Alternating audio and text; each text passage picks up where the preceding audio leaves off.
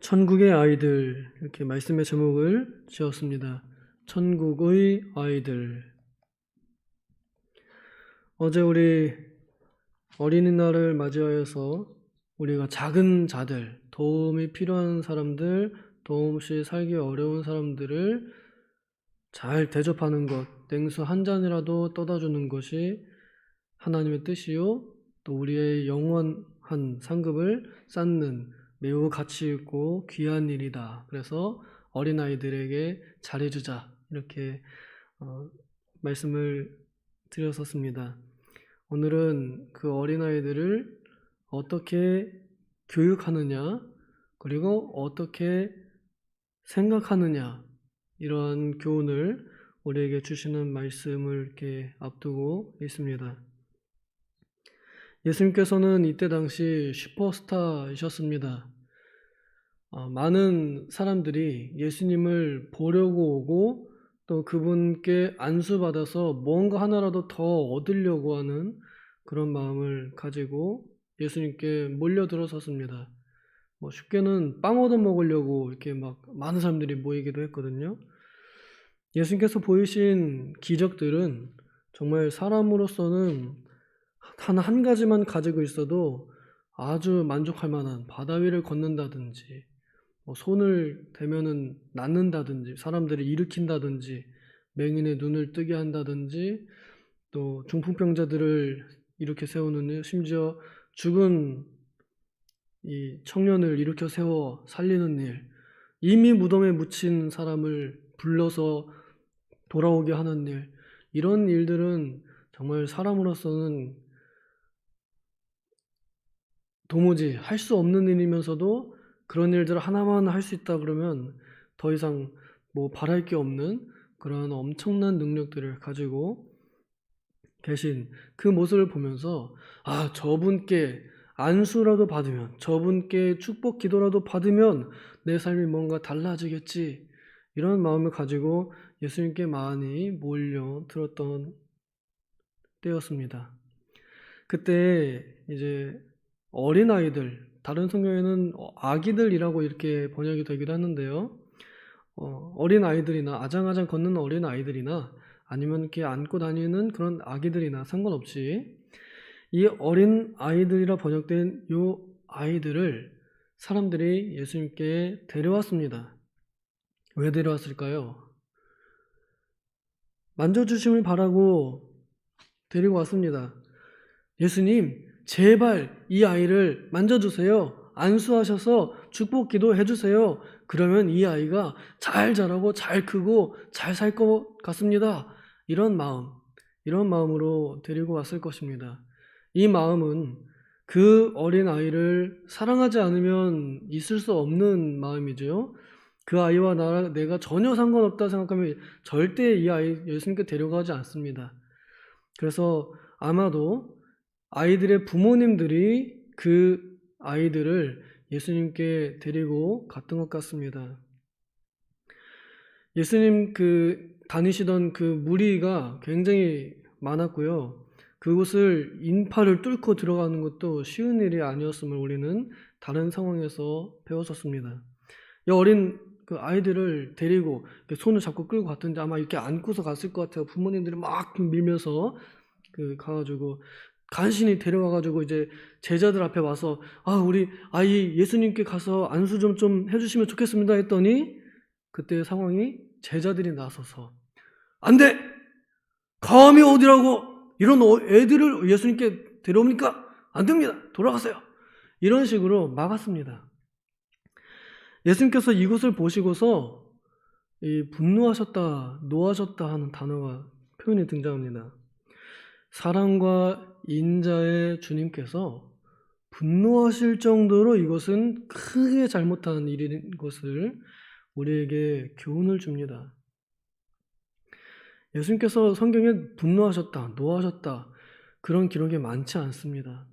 어린 아이들이 오는 것을 그것도 다른 사람이 아닌 자신의 가르침을 받는, 자신의 뜻을 따르는 제자들이 오히려 그것을 막고 원래 예수님께 와야 될 사람들, 우선적으로 와야 될 그 아이들을 막았음을 보시고 노하셨다고 여기 기록하고 또 예수님께서 그렇게 분을 표현하셨습니다. 이것이 얼마나 큰 일인지 우리에게 보여줍니다. 여기 나오는 제자들이 그 어린 아이들을 데려온 부모님들을 꾸짖었다가 오히려 이 세상의 심판자요 또 이 세상의 왕이신 자기의 스승이신 예수님께 오히려 꾸지람을 당하게 되었습니다. 그럼 여기 분명하게 누가 잘했고 누가 잘못했는지 극명하게 나타납니다. 잘한 사람들은 누구예요? 자기 아이들 아니어도 이웃 아이들이라도 옆집 아이라도 사랑하는 마음으로 그 아이 들고 들어가서 예수님 제 옆집 아이인데 축복 좀 해주세요 라고 하는 그 사랑하는 마음으로 아이들을 예수님께 하나님께 데려간 그런 어른들은 잘한 사람들입니다. 예수님의 뜻을 따른 사람들입니다. 그런데 오히려 반대로 그 앞날 창창하고 귀중한 영혼들을 예수님께 오지 못하도록 막은 이 사람들은 심지어 제자들, 사도들이라 불리는 사람들이라 할지라도 예수님께 꾸지람을 당하였습니다. 오늘날 여기서 우리들의 모습이 많이 발견됩니다. 예수님께서 14절에 이렇게 말씀하시죠. 어린아이들이 내게 오는 것을 용납하고 금하지 말라 하고 이렇게 말씀하십니다. 그러면 우리 아이들이 나 교회 갈래요, 예수님께 갈래요 라고 말 안 하면 안 보내도 문제 없는 거겠죠. 애들이 간다고 안 했으니까 안 보내면 문제 없는 거죠. 그럼 내가 뭐 허락하고 말고 할 게 없는 거 아닌가요? 예수님께 가는 것을 용납할 기회가 없는 그런 경우들이 있습니다. 요즘 어린아이들은 이제 더 그렇습니다. 밖에서 전도 받을 때 아이들에게 예수님께 오라, 교회 오라 이렇게 말하는 것만으로도 이미 학교 앞에서 제지당하고 경비 아저씨가 와가지고 여기서 전도하시지 말라고 막 이렇게 혹은 막 경찰이 출동해가지고 잡혀가는 경우도 있습니다. 그런 상황 속에서 어린아이들이 예수님께 초청받는 일이 많지 않습니다. 그래서 예수님을 모르는 아이들이 많습니다. 그런 아이들이 어떻게 스스로 나 예수님께 갈래요, 나 교회 갈래요, 어떻게 그러겠어요? 여기서 그냥 용납하고 금하지 말라 하는 것은 수동적으로 비적극적으로 적극적이지 않게 그냥 말하기 전까지는 가만히 있으라, 그렇게 하면 죄는 아니다 이런 뜻이 아닙니다. 예수님께서 이것을 허용하고 막지 말라 하는 것은 적극적으로 나에게 데려오라 하는 반증이기도 합니다. 적극적으로 아이들에게 우리는 신앙을 가르쳐야 하고 예수님께서 누구신지, 우리 인간이 왜 살아가야 하는지, 또 가장 큰 이 죄의 문제를 어떻게 해결하고 인생의 그 불행에서, 지옥맛에서 천국맛을 보게 하는지를 가르쳐주고 적극적으로 그 아이들을 끌어들여야 할, 예수님께로 데려와야 할 의무가 있습니다. 예수님께서 이 말씀하신 데에는 분노하시면서까지 자신에게 오는 것을 막는 것에 분노하시면서까지 이 표현과 교훈을 주신 이유가 아주 분명합니다. 어린아이들을 예수님께 데려오라는 것이죠. 굉장히 중요합니다. 그런데 그러지 못하는 경우가 많이 일어납니다. 저는 여기 중고등부를 사역을 맡으면서 굉장히 안타까웠던 경우 중에 하나가 아이들을 교회 오는 것을 막는 그런 악한 사상들이 이미 만연하게 깔려 있다는 것에 굉장히 분노하고 안타깝습니다. 중간고사니까 당분간 우리 아이들 안 보냅니다. 할 말이 없어요. 때로는 집사님 자녀들에게도 그럽니다. 엄마가 중간고사니까 학원 가래요. 교회 오전 예배만 참석하고 오후 예배는 빠지래요. 학원 가래요. 집사님들 자녀들이 이렇게 합니다.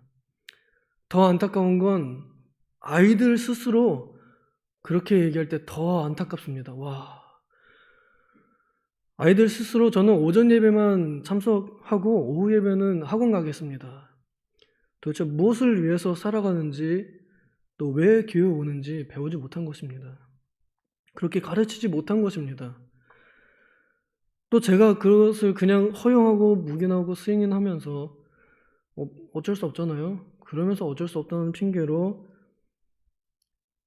괜찮다고 그렇게 사상을 만들어버린지도 모르겠습니다. 그래서 어린 아이들이 예수님께 나아가지 않아도 된다. 주일날 굳이 교회 안 가도 된다. 이런 사상을 가지게 만들었는지도 모르겠습니다. 아마 예수님께서 그 모습을 보신다면 굉장히 답답해하고 많이 분노하실 것 같습니다. 그래도 이 뜻을 우리가 이제 알게 되었으니 우리의 자녀들을, 우리의 아이들을 무엇보다도 예수님 앞에 데려다 놓는 일, 그래서 교회 주일학교가 교회 사역 중에서 제일 중요한 것 같습니다. 이 아이들이 예수님께 오지 못한다면 우리가 흙으로 돌아가고 나면 이제 더 이상 교회 없습니다. 예수님께 데려가는 것 굉장히 중요합니다. 그리고 하나님의 나라가 이 어린아이들의 것이라고까지 강조하시면서 말씀하십니다.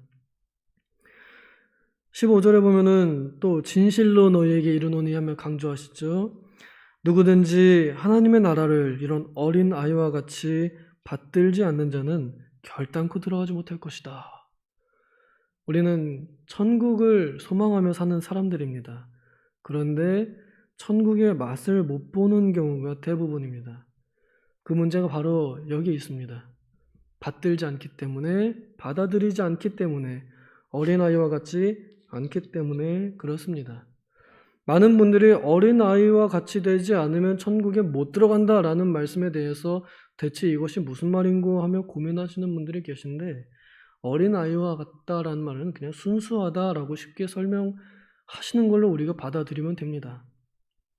어린아이들은 참 순수합니다. 순수하게 말해주면 그대로 받아들입니다. 호기심이 있어도 가르쳐주면 아 그렇구나 합니다. 그런데 우리 어른들은 어떤가요? 온갖 의심과 유혹에 빠져서 아닐 것이다. 그럴 리 없다. 혹은 그것보다는 돈이 더 중요하다. 이렇게 하면서 점점 천국과 멀어집니다. 이 이야기 근처에 보면은 부자 청년이 예수님께 왔다가 튕겨져 나가는 내용이 기록이 되어 있는데요. 천국보다 돈이 우선인 상태, 이런 상태에는 우리가 천국에 들어가지 못합니다. 여기서 말하는 천국에 들어가지 못한다는 뜻은 우리의 몸이 죽었을 때 영혼이 바로 천국에 들어가느냐 아니면 못 들어가느냐, 그것도 한 가지이고요. 또 하나는 이 땅에서 지금 우리가 영적인 하나님의 나라를 맛보느냐 못 보느냐, 그런 의미도 있습니다. 당연히 예수님께서 나를 위해서 죽으셨다는 것을 순수하게 믿지 않으면 당연히 우리가 몸이 죽으면 천국에 못 들어갑니다. 당연히 우리는 이제 믿었지요. 그런데도 믿었지만 이 세상에서 천국의 맛을 보지 못하는 이유는, 교회 가는 것이 재미없는 이유는, 가서 싸우는 이유는, 가서 불평하고 원망하는 이유는 뭐냐면 받아들이지 않기 때문에 그렇습니다. 특별히 우리는 설교, 말씀을 통해서 그 말씀이 나에게 들려질 때 내가 그것을 믿는 마음으로 받아들이면 천국이 열립니다. 그러나 그것을 내가 의심하거나 혹은 딴 생각하거나 천국 문이 닫힙니다. 지옥의 맛을 봅니다.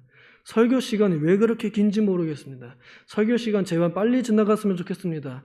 빨리 지나가고 국수 맛있게 먹으면 좋겠고, 사람들하고 커피 한잔 하면서 지나간 이야기 하면서 차 사는 이야기, 집 사는 이야기, 우리 자녀들이 어떻게 잘 되는 이야기, 이런 이야기만 빨리 하고 싶은, 정치 이야기 빨리 하고 싶은 그런 마음에 사로잡히게 됩니다. 그것이 어떻게 천국 맛이고 그것이 어떻게 천국에 들어간 상태라 하겠습니까?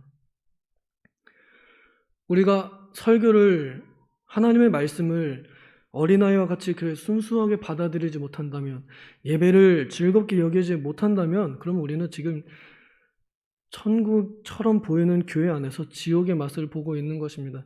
혹시 봉사하실 때 다른 생각 든다면, 복음이나 영혼 구원에 대한 관심이 없이 내 기득권이나 아니면 다른 사람들이 걸리적거리게 보인다면 우리는 천국 맛을 보고 있는 것이 아닙니다. 지금 현재 어린아이와 같은 마음이 된 것이 아니라 그 어린아이들을 막아내는 제자들처럼 교만한 마음에 사로잡힌 것입니다. 제자들은 우리가 높고 어린아이들이 낮아. 그러니까 너네 오지마 였습니다. 근데 이 사람들이 막 서로 네가 높냐 내가 높냐, 니들이 뭔데 예수님의 보좌 오른편 왼편을 요구하냐, 니네 진짜 너무한 거 아니냐, 이렇게 싸울 때 예수님께서 어린아이 한 사람 세워가지고 이런 아이처럼 자신을 낮추지 않으면 높아지지 못한다고, 천국에서 높지 않다고 이렇게 교훈을 해 주시는데, 우리가 과연 그렇게 어린아이들처럼 순수하거나 혹은 겸손했는지 먼저 돌아보아야 할 것 같습니다.